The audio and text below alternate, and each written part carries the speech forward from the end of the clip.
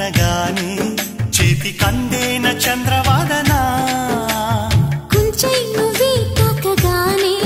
పంచ ప్రాణాలు పొందినానా బొమ్మ దుమ్మ తేలక